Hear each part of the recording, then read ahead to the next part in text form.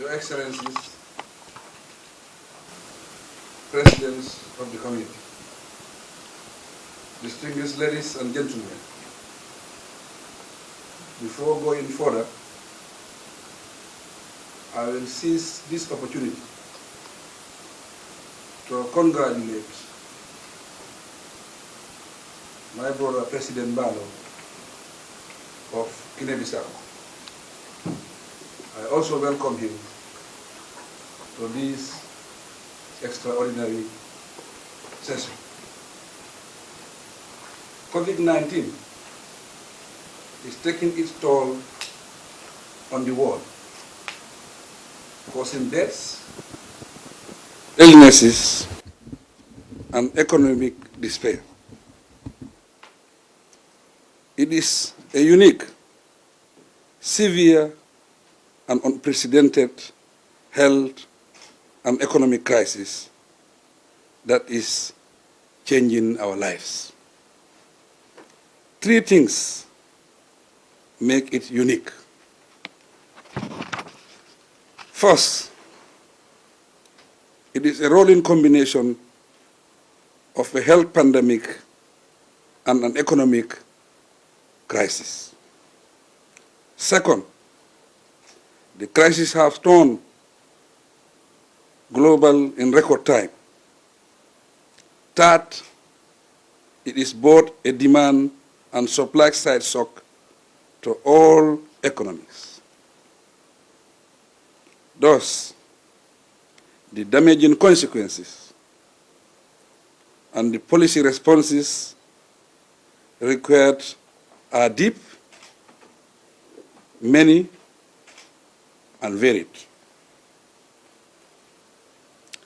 The pandemic has brought about much human suffering, as evidenced by the rapid loss of life, deterioration of health outcomes, and the increasing economic misery nations have to put up with.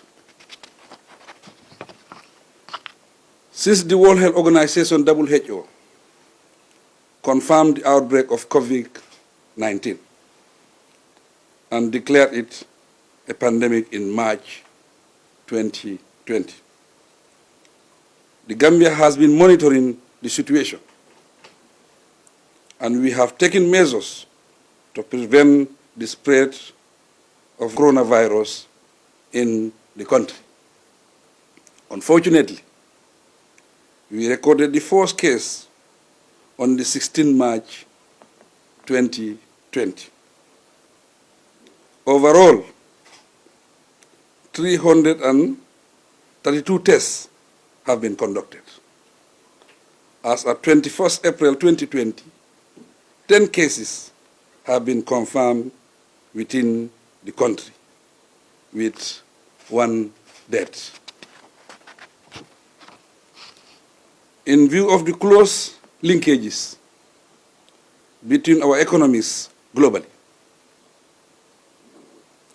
the global lockdown and scaling down of economic activities have already shown adverse effects on our country. Small and medium enterprises have been hammered by the lockdowns, and many workers have either lost their jobs or work on reduced work schedules. The disruption has negatively impacted on supplies, investment, and services, especially in the tourism sector.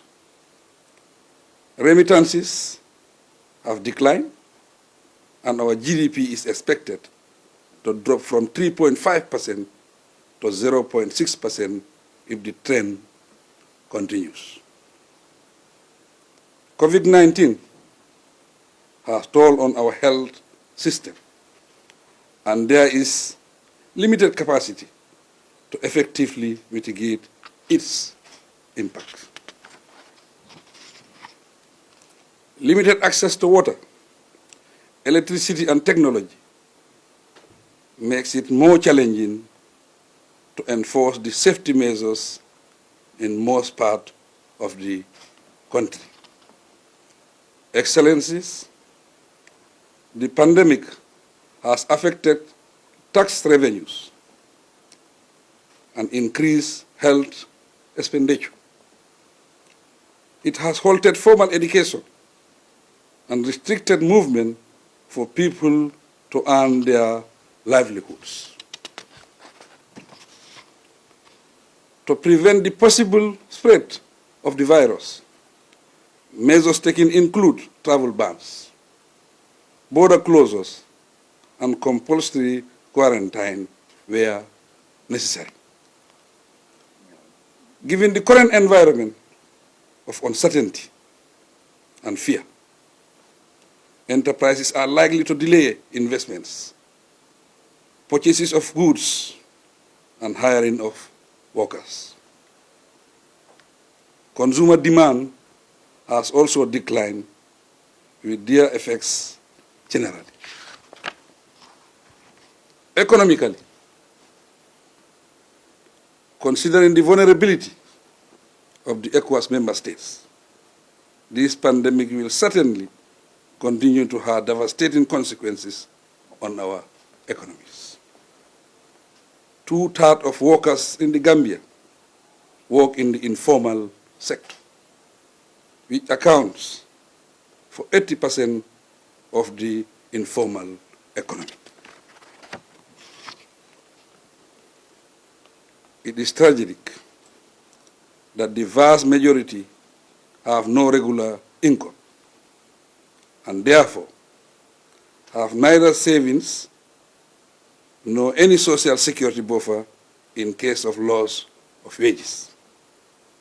In this difficult situation, they cannot meet their basic necessities. In revisiting our policies to address COVID-19, health and social protection measures have been given priority, ranging from testing and treatment to building the human resource base in the health sector and expanding social assistance. Our fiscal policy measures include referring, filing and payment, reducing social contributions, granting low-interest loans to firms, reprioritizing spending, and financing larger fiscal deficits.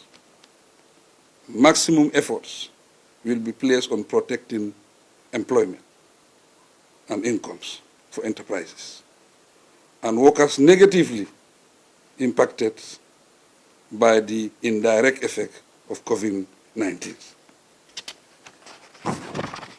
Financially, industrial and trade policies will be reviewed further.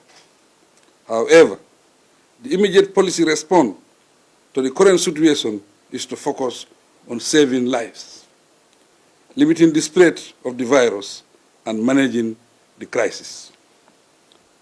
My government welcomes the immediate response from our development partners and individuals, and will continue to work with them in a coordinated manner to minimize the harmful impact of the virus. The massive response from community leaders, politicians, and civil society to support communities is equally welcome. To conclude, I thank the ECOWAS community and the Secretariat for this great initiative and opportunity to share our experiences in dealing with COVID-19. I thank you for your kind attention.